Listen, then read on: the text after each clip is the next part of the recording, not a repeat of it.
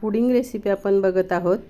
एका पॅनमध्ये 1 लिटर दूध टाकलं आहे आणि त्यातलं 1 कपभर दूध काढून ठेवलं आहे। दुधावरची सायसुद्धा यामध्येच टाकून आपण दूध 5 ते 7 मिनिटं मीडियम गॅसवर चमचा फिरवत छान उकळून घ्यायचं आहे। त्यामध्ये 5 चमचे साखर टाकून मिक्स करून घ्यायचे आहे। 1 कप दूध काढलं आहे, त्यामध्ये 1 चमचा मिल्क पावडर, 1 चमचा व्हॅनिला कस्टर्ड पावडर छान मिश्रण तयार करून घ्यायचं आहे आणि ते दुधामध्ये टाकायचं आहे। यामुळे चव आणि रंग दोन्ही छान येतं आणि हे टाकल्यानंतर एकसारखं हलवून आपण याला 5 ते 7 मिनिटं मीडियम गॅसवर दाट होईपर्यंत उकळून घ्यायचं आहे।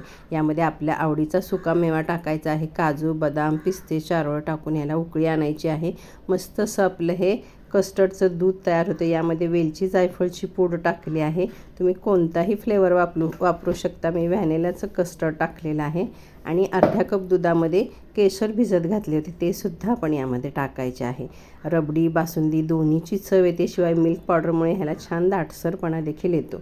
ब्रेडचे स्लाइस घेऊन त्याच्या किनारी काढून टाकलेले आहेत आणि तुम्हाला हवे ते शेप द्यायचे आहेत। मी ट्रायंगल केलेले आहेत आणि हे ब्रेडचे पीस आपण एका पॅनमध्ये थोडंसं तूप टाकून छान खुसखुशीत होईपर्यंत भाजून घ्यायचे आहे। डीप फ्राय करायचे नाही, हे खूप तेल किंवा तूप शोषून घेतात आणि रेसिपी आपली तेलकट होते। त्यामुळे थोडं तूप टाकत आपण हे भाजून घ्यायचे आहेत। माझ्याकडे पाक केलेला आहे।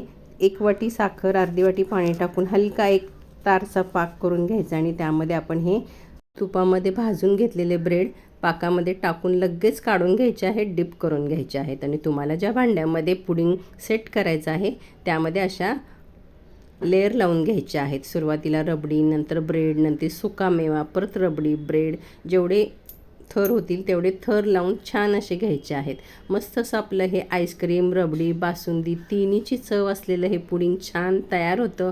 अगदी झटपट होतं आणि आपल्या घरच्या साहित्यात सुद्धा होतं। हा सुकामेवा पाहिजे असं काही नाही, तुम्ही फळांचे छोटे छोटे तुकडे करून सुद्धा यामध्ये टाकू शकता। आईस्क्रीम खाल्ल्याचा सुद्धा आपल्याला फील येतो। मस्त अशी उन्हाळ्यासाठी खास रेसिपी आहे, करून पहा। आवडल्यास लाईक करा।